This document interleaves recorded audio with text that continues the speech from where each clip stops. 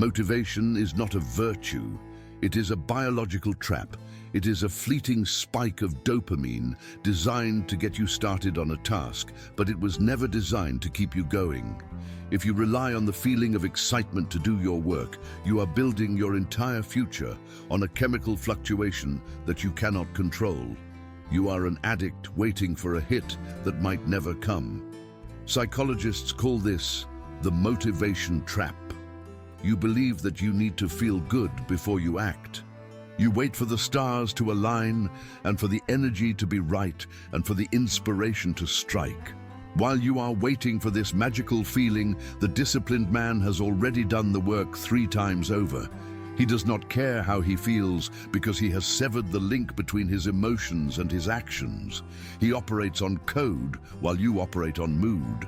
But here is where it gets even worse. By relying on motivation, you are actually training your brain to be weak. Every time you wait to feel ready, you are reinforcing the neural pathway that says discomfort is a reason to stop. You are teaching your subconscious mind that your commitments are optional and subject to the weather of your emotions. This creates a fragile psyche that shatters the moment life gets difficult. You're creating a version of yourself that can only survive in paradise. But here is the part nobody wants to admit. The strongest men in history, like Miyamoto Musashi or the Stoic emperors, did not have motivation in the modern sense. They had something far more dangerous. They had fluctuation, or the immovable mind. They had a mental structure so robust that it rendered their temporary feelings irrelevant. They did not need to want to do it. They simply did it because it was who they were. If that hit you, good. It means you are ready to stop being a slave to your feelings. We are going to dismantle the myth of motivation and replace it with the architecture of mental iron. We are going to install the 10 pillars of mental strength that will allow you to operate at peak efficiency regardless of how tired or sad or unmotivated you feel. 1. The law of action first.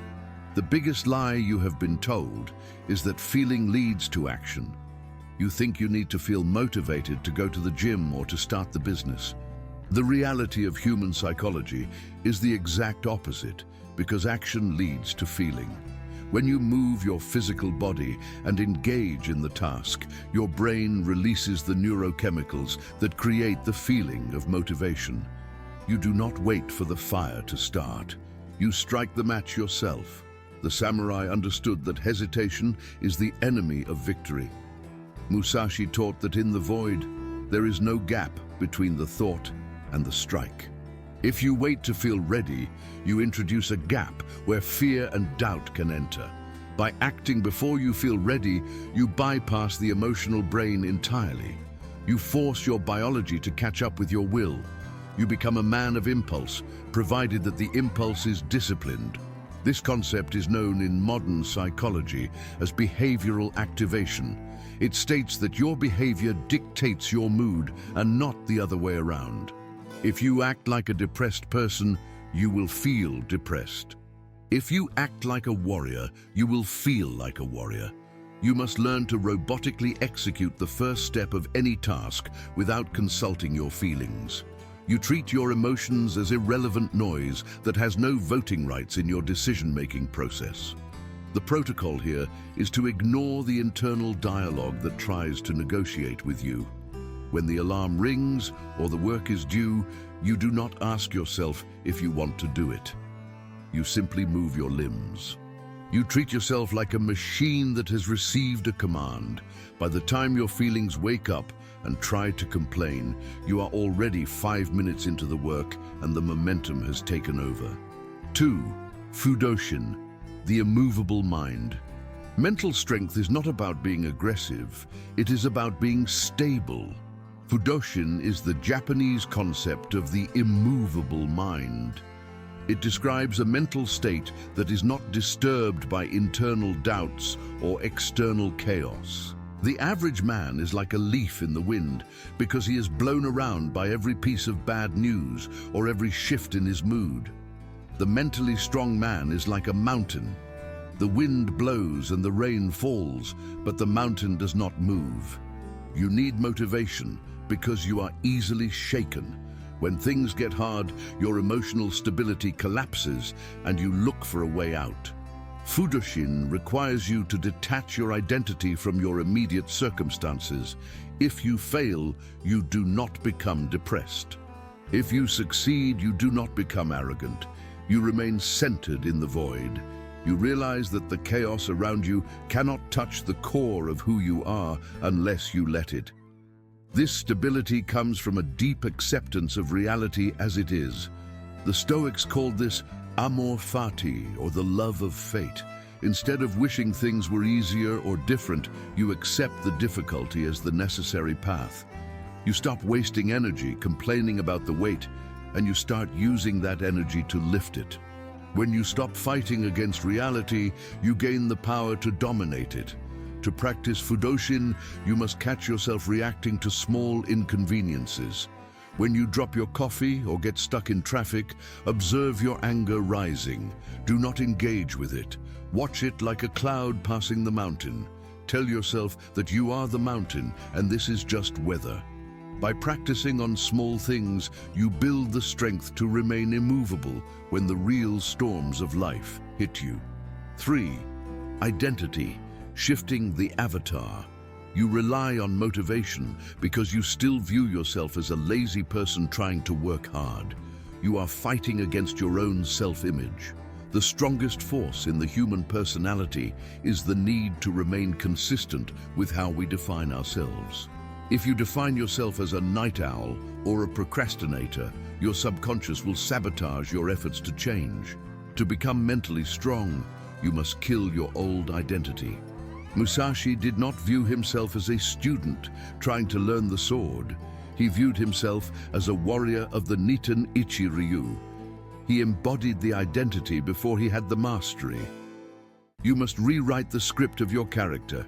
You stop saying, "I am trying to quit smoking," and you start saying, "I am not a smoker." The difference in language signals a shift in the fundamental structure of your belief system. This is not fake it until you make it, but rather be it until you become it. You must adopt the posture and the habits and the mindset of the man you want to be right now. You ask yourself constantly what the strongest version of yourself would do in this situation. Then you execute that action. Over time, the mask becomes the face. You stop needing motivation because a disciplined man does not need motivation to be disciplined. The protocol is to write down the attributes of your ideal avatar. Is he relentless? Is he calm? Is he punctual? Read this list every morning. When you face a decision, do not ask what you want to do. Ask what he would do. By surrendering your weak ego to this higher ideal, you bypass the limitations of your current personality. 4. The callousing of the mind. Your mind is soft because you have protected it from pain. Just as hands become calloused when they handle rough bricks, your mind becomes calloused when it handles friction. You need motivation because you have a low pain tolerance. You view discomfort as a signal to stop. The mentally strong man views discomfort as the signal that the training has begun. David Goggins calls this the callousing of the mind. You must intentionally seek out things that suck. You must do the things you hate to do. When you force yourself to take a cold shower or run in the rain, you are not just training your body. You're training your brain to override the quit response. You are proving to yourself that you can survive and thrive in conditions that would break a weaker man. This process physically alters the structure of your brain. It strengthens the anterior mid-cingulate cortex, which is the area of the brain associated with willpower and the will to live. Every time you choose the hard path over the easy path, this area grows. Every time you choose comfort, it shrinks. You are literally building the neurological hardware of a savage. The protocol is to introduce one micro-suffering into your day. It could be fasting until noon, or turning off the air conditioning, or finishing your shower with ice-cold water. Do not do it for the health benefits. Do it for the mental benefits. Look at the pain and tell it that it cannot stop you. Collect these small victories, and they will build a wall of confidence that no lack of motivation can breach. 5. Emotional detachment, the observer. The weak man is consumed by his emotions. He feels sad, so he acts sad. He feels tired, so he acts tired. He is possessed by his chemistry. The mentally strong man creates a separation between the feeling and the self. He becomes the observer. He watches the emotion arise and he acknowledges it, and then he dismisses it if it does not serve the mission. The samurai practiced a form of detachment that allowed them to kill without anger and die without fear. They understood that emotions are just biological feedback mechanisms. They are data, not commands. Just because your dashboard light says low fuel does not mean you stop the car immediately. It means you manage your resources. You acknowledge the fatigue, but you do not let the fatigue drive the car. This requires a high level of metacognition, which is the ability to think about your own thinking. When you feel the urge to quit, step outside of your body mentally. Look at yourself sitting there feeling sorry for yourself. Realize how pathetic that looks. This perspective shift shames the ego into compliance. It reminds you that you are the captain of the ship, not the passenger. The protocol is to label your emotions when they arise. Instead of saying, "I am tired," say, "I am experiencing a sensation of tiredness." This simple change in language breaks the identification with the feeling. It turns the subject into an object. An object can be managed and moved and ignored. You are the subject, and you are in control. 6. The law of non-negotiables. Motivation is required when you think you have a choice. If you think you can choose whether or not to go to the gym, you will need to motivate yourself to make the right choice. Mental strength is the removal of choice. It is the establishment of non-negotiables. These are things that you do regardless of circumstance or weather or mood. They are binary. You do them or you are not you. Musashi lived by a strict code called the Dokudo. These were his non-negotiables. He did not wake up and decide if he would follow his code today. The code was absolute. When you make your habits absolute, you remove decision fatigue. You stop wasting energy debating with yourself. You save that energy for the execution of the task. The weak man wakes up and asks, "Do I feel like working out today?" The strong man wakes up and works out because that is what he does. There is no question, and therefore there is no need for motivation. You must identify the pillars of your life that are not up for debate. Once you lock the door on the option to quit, the only way out is through the work.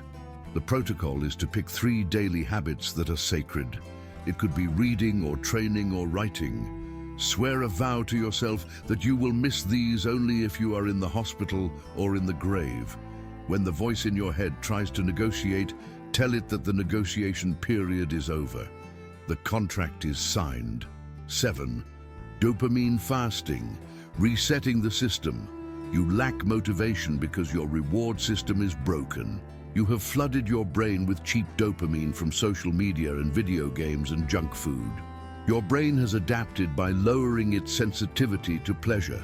This means that normal hard work feels incredibly boring and painful because it does not provide the instant high that your digital drugs do. The samurai lived a life of austerity. They ate simple food and lived in simple quarters. Because their baseline for stimulation was so low, they could find satisfaction in the simple act of polishing a sword or arranging flowers. To become mentally strong, you must detox your brain. You must remove the superstimuli that are making you numb. When you remove the cheap dopamine, boredom returns. Boredom is not the enemy. It is the incubator of drive. When you are truly bored, even hard work becomes appealing. You will find yourself wanting to work just to have something to do. You must reset your baseline so that the effort itself becomes the reward. The protocol is to implement a strict ban on cheap thrills. No scrolling in the morning, no processed sugar, no adult content. Embrace the dullness of reality. After a few days, your fog will clear. You will feel a natural drive returning. You won't need to hype yourself up because your brain will be hungry for engagement. 8. Memento mori, the ultimate driver. Motivation is a luxury for people who think they have infinite time. Mental strength comes from the realization that you are dying. Memento mori is the practice of meditating on your own death. It sounds dark, but it is the most life-affirming practice in existence. When you realize that 2026 might be your last year, you stop waiting to feel like it. The samurai kept death on their shoulder at all times. They knew that every sunrise could be their last. This created a ferocious urgency in their actions. They did not have time to be lazy or insecure. They only had time to be excellent. When you look at the clock and see the seconds ticking away, the concept of not being motivated becomes ridiculous. You are on a sinking ship. You do not need motivation to swim, you need to survive. Your potential is dying every day that you procrastinate. Your dreams are rotting every hour that you hesitate. Use the fear of a wasted life to light a fire under your arse that no amount of rain can extinguish. The protocol is to calculate the number of weeks you have left to live statistically. Put that number on your wall, watch it go down every week. Realize that you traded a week of your life for whatever you did last week. Was it worth it? If not, wake up. You are running out of currency. 9. Environmental design. The dojo. Willpower is a finite resource. Mental strength is knowing how to conserve it. The weak man tries to fight distraction with willpower. The strong man removes the distraction. He designs his environment so that discipline is the path of least resistance. He builds a dojo where the only option is to train. Musashi did not practice his sword fighting in a busy market.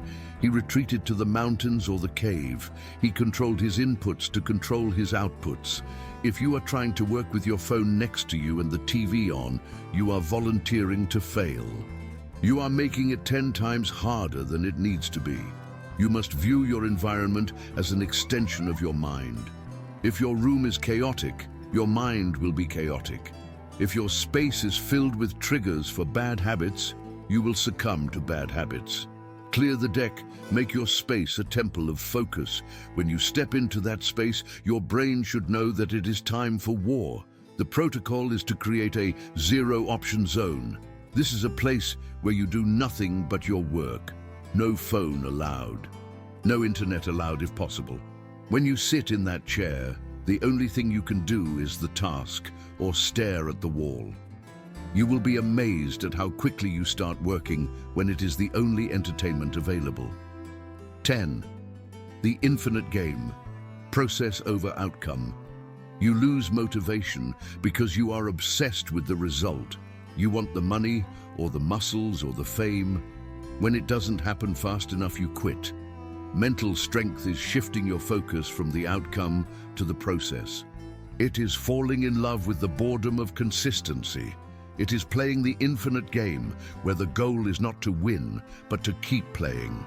The samurai devoted his life to the way. The way has no end. There is no point where you are finished.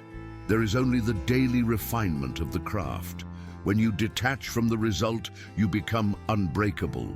Failure cannot stop you because failure is just data. Success cannot stop you because there is always another level. You must learn to value the repetition.